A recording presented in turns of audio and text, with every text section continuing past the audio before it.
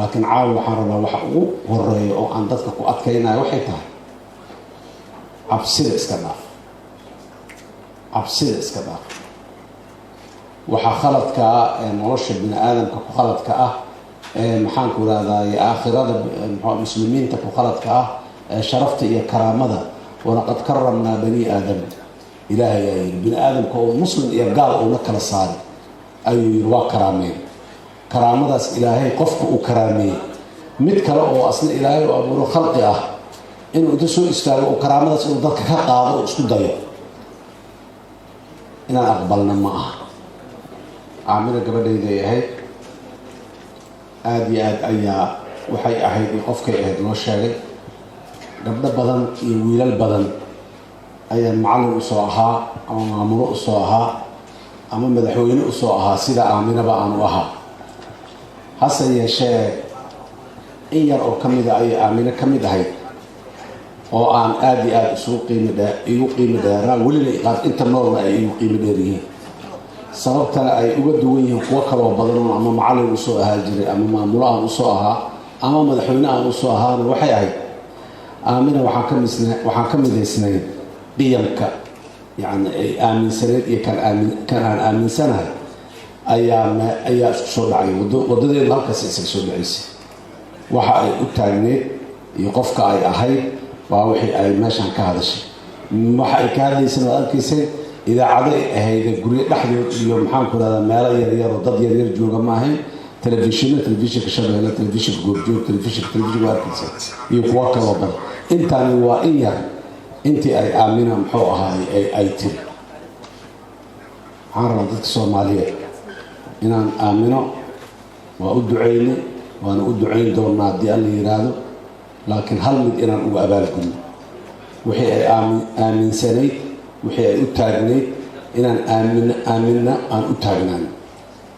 dhiiranaanteediina inaan qaadano oo aan dhiiranno. cabsidu wax badan nooma tarto. cabsidu waa na soo xirtaa, caqligeena soo xirtaa, cibaadadeena soo xirtaa, dadnimadeena soo xirtaa, dhinac walbay soo xirtaa. haddana inta caawada muxuu ahay culimmadii muxuu ahay meeshaan ka hadashay oo dhan khayr allah siiye iyo inteedna caqiidada islaamka aaminsanba waxaan aaminsanahay qofka maalintii iyo daqiiqadda uu dhimo lahaa sida ilaahayba u cadiyay inaan daqiiqadna na soo hormarinayn daqiiqadna aan la dabamarinayn. marka maalintaad dhimo lahayd haddii aad dhimanayso oo aadan muxuu ahaay darbiye aad adag isku wareeji ama muxuu ahay meelgal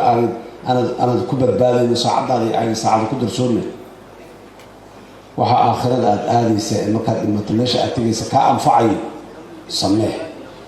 cibaadada shaksiga ah ee qofka muxuu ahay muslimka laga rabo ka sokow ummadda midaad u samaysaa macno badan samaynayso. qofka muslimkaa waxau sameeyay maxaa la yidhi ugu fiican qofka xaakim jaa-ira hortiisa inta istaaga yiraahdo waxaad samaynaysa khalad waay. aaminana waxay ku sifaysnayd intaasay ahayd.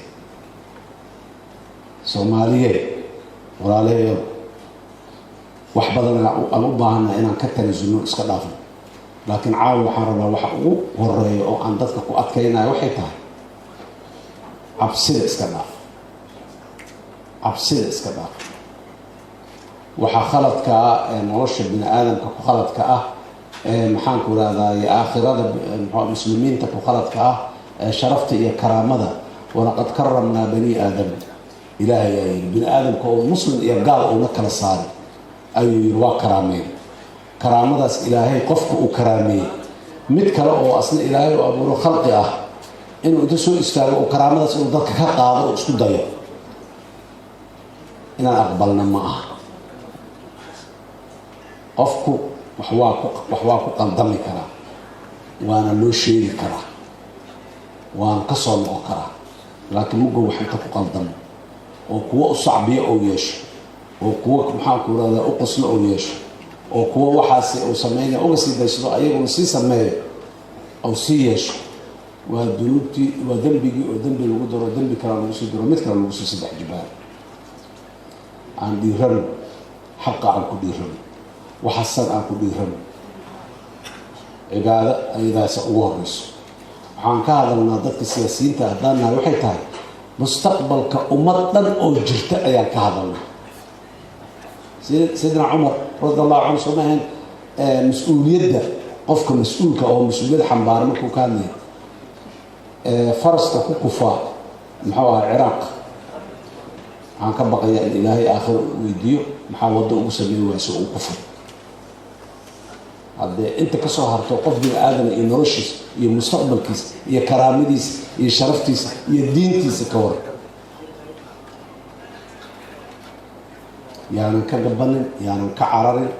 yaanan qofna anagoo ku dulminayna aan dhihina anagoo ilaahay ugu dhawaanayno oo maslaxadda ummadda ugu dhawaanayno oo danta ummadda ugu dhawaanayno aan sheegno waxa saxda ah aan diidno waxa khaldan kan wax qaldayaa kuma dhiiranayo markuu arko dadku inay diidayaan kuma dhiiranayo markuu arko qofaf soo taagan oo maya dhahayo oo aan baqin lagu arko laakiin markuu inta khaldamo kuwa qalbiga ducafada ka ah oo diinka daciifka ka ah oo garashada daciifka ka ah ay ku taageeraan qofka iska gabado iska aamusa asaa dadka ugu daciifsan ilaahay idinkiisa dii alla yiraahdo wixii ducaa horaa loo yiri in badanna aamin waa usoo ducaynay maantay dhimatay ilaa maanta haddana waa usoo ducayn doonaa haddii alla yiraahdo in badan oo kale waxaan rabaa dadka soomaaliyeed meel kastoo ay joogaan inaan uga tacsiyeeyo gaar ahaan maamulka ay ka tirsanayda hirshabelle oo madaxweynuhu ugu horeeya inaan uga tacsiyeyno ehelkii iyo qaraabadii iyo asxaabtii iyo intii maalin aamino lasoo macaamishay oo aan ku kalsoon hubo inay jeclaadeen aamino oo ay macaamilkeeda iyo suluuggeeda iyo akhlaaqdeeda ay ku jeclaadeen inaan uga tacsiyaan raba aniga gabadhayda ahayd si gaara ayay macno iigu lahayd waxaana macno iigu lahayd waxa ay aaminsaneyd iyo qofnimadeeda waxa ay aaminsaneyd waxa ay ku hadaaqi jirtay waxa ay u taagnayd intaas waa intaan runtii aan mar walba aan ku xasuusto oo aanan marna aanan qalbigeyga ka go-ayn qof toosan ilaa waxbarashada ilaa masters degree ka gaartay oo la sheegay diintana iyadaaba is sheegtayba waxa ay aqoonteeda diinta meesha ay gaarsiisan tahay wadaadka sheekh maxamed muuse halkan yimidna waa kii sheegay macalinkeeda ahaa haddee qof intaa isu darsatay siyaasaddiina soo gashay maanta u taagnayd aamina inay inta soo qaadato kursiga ay inta timaado ay ku shaxaatanto uma doonanaynin ra-iisul wasaarihii halkan joogay oo inta ka sheegay dalkan ra-isul wasaare kasoo anaa madaxweyne 4 sano usoo ahaa dad ayadoo wax u raadinaysa waa kusoo geli qof ayadoo qofkaan waa la dulmiyey darajow lahaayaa laga reebay sarkaalkan ama muxuu ahaay waxaanu mudnaayo uu waayey ama dhibaatadaana meel hebel ka jirto ama qofkaana dhibaataysan xitaa shaksi dhibaataysan oo ama deemaysan ama hadday soo aragta xataa qofkan waa deemaysan waa saani maxaa loo qaban karaa war hebel qof taleefon u dir u wac hebel muxuu ahaa mushkiladaas xal saasay ahayd kuwii ku daysado oo wixii samey jirtay sameeyay allah naga dhigo kuwii waxay u taagnaadana allah naga dhigo aad iyo aad u mahadsantihiin wasalaamu calaykum waraxmatullaahi wabarakaatu